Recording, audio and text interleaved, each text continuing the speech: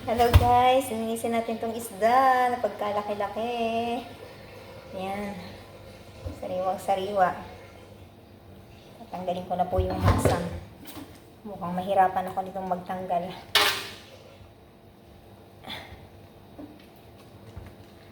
Ang tigas.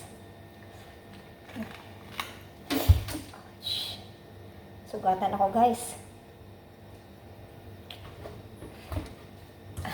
Hindi ko pa alam kung anong luto ang gagawin ko dito eh.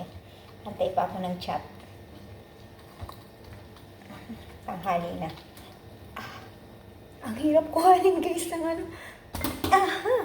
Naputol. Ayun yung hasang niya guys oh. Ang laki-laki.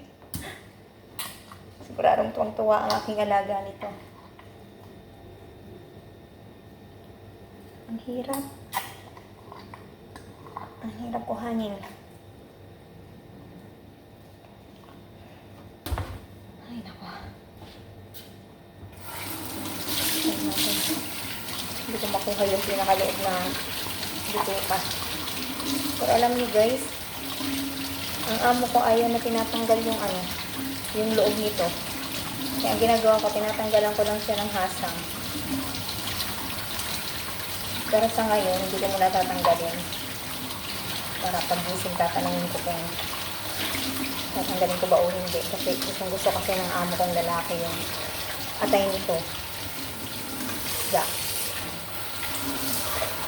Ang hirap linisin guys. Mabuti na lang. Ito yung isdang ano.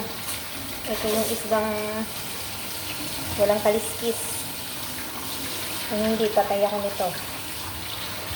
Ang hirap-hirap. Pagtanggal nga ng hasang, ang hirap. Right guys, ganyan mo na.